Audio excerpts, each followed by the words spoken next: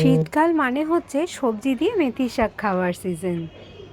শীতকাল মানেই হচ্ছে মেথির শাক খাওয়া সিজন। আর এখন তো বাজারে নানা রকমের সবজি পাওয়া যায়, তাই জন্য আজকে আমি ভাবলাম শীতকালীন সবজি দিয়ে মেথির শাক রান্না করা যায়। তো চলো দেখা যাক যে আমি কিভাবে মেথির শাকটা রান্না করলাম। মেথির শাক বানানোর জন্য আমি প্রথমেই দেখো শাকগুলোকে কেটে ভালো করে ধুয়ে একটা ঝুড়ির ভিতর জল ঝরানোর জন্য রেখে দিয়েছিলাম। আর নিয়েছিলাম বড়ি, বেগুন, আলু, কুমড়ো আর ছিম। তো চলো এগুলোকে এখন ভেজে নেওয়া যাক। হয়ে গেছে, এবার আমি প্রথমে বড়িগুলোকে ভেজে নেব। আমি এই রান্নাটা পুরো সর্ষের তেল করব। যে কোনো শাকই যদি সর্ষের তেলে রান্না করা হয় তাহলে শাকটা খেতে অনেক বেশি ভালো লাগে, তবে তোমরা চাইলে ওটাকে সাদা তেলেও করতে পারো। বড়িগুলো লাল লাল করে ভাজা হয়ে গেছে, এবার আমি কড়াই থেকে তুলে নেব।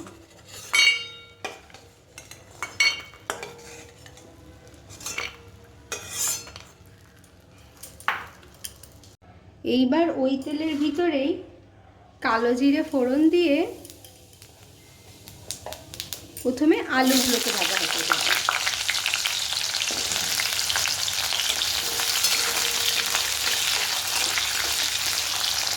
আলুটা সামান্য ভাজা হয়ে গেলে তখন তার ভিতরে কুমড়ো মিশিয়ে দেব।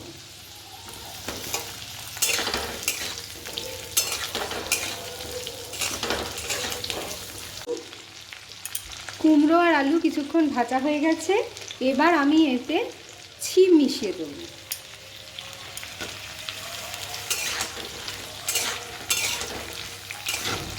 ছিমটা মিশিয়ে আরও কিছুক্ষণ ভাজা ভাজা করে নেব। ছিমগুলো দেওয়ার পর বেশ ভাজা হয়ে গেছে, এবার একদম শেষে আমি বেগুন মেশাবো আর দেব কুচনো কাঁচা লঙ্কা। আচ্ছা, বেগুনটাকে আমি সবার শেষে কেন মেশালাম? কারণ বেগুন হচ্ছে একদম নরম একটা সবজি, ওটা ভাজা হতে খুব একটা বেশি সময় লাগে না, ওই জন্য বেগুনটাকে আমি সবার শেষেই মিশিয়ে নিলাম। তোমরা চাইলে বেগুনটাকে আগে ভেজেও তুলে রেখে দিতে পারো। এরপর আমি এর ভিতরে পরিমাণ মতো নুন আর হলুদ দিয়ে সুন্দর করে ভাজা করে নেব।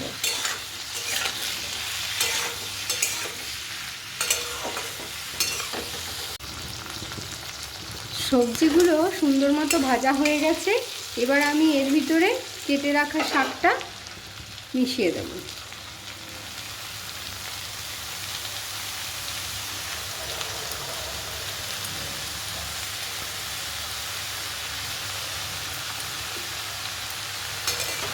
মেথির শাকটা কিন্তু খেতে একটু তেতো হয়, তোমরা যারা তেতো খেতে অতটা পছন্দ করো না তোমরা আগে শাকটাকে সেদ্ধ করে জলটা ফেলে দিতে পারো, তাহলে কিন্তু তেতোটা একদম থাকবে না। তবে এটা একটু হালকা তেতো তেতো খেতেই বেশি ভালো লাগে বলে আমি আর সিদ্ধ করে জল ফেলিনি, আমি এমনিই রান্না করে নিচ্ছি।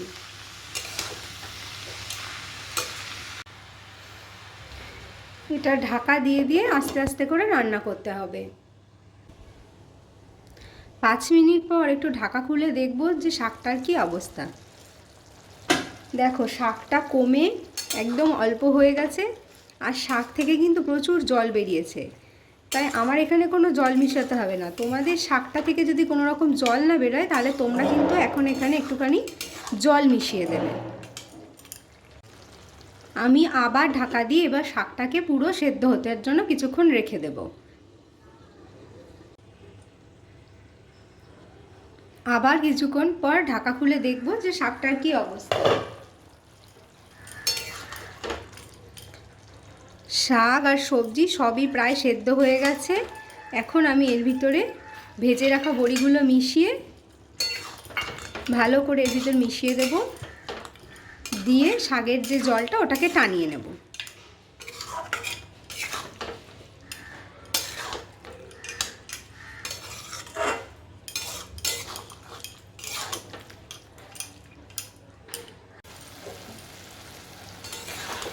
শাকের জল শুকিয়ে গেছে, শাকটাও কিন্তু পুরোপুরি রান্না হয়ে গেছে, এবার আমি শাকটাকে কড়াই থেকে তুলে নেব। দেখো শাকটা দেখতে কত সুন্দর হয়েছে। শীতকালীন সবজি দিয়ে এরকম মেথির শাক খেতে কিন্তু খুবই ভালো লাগে, তোমরাও কিন্তু অবশ্যই এটাকে ট্রাই করে দেখো। আমার এই ভিডিওটা যদি তোমাদের ভালো লেগে থাকে তাহলে কিন্তু অবশ্যই লাইক, কমেন্ট আর শেয়ার করে দিও। আর আমার চ্যানেলের নোটিফিকেশন সবার আগে পাওয়ার জন্য বেল নোটিফিকেশনটা টিং টং করে বাজিয়ে দিও।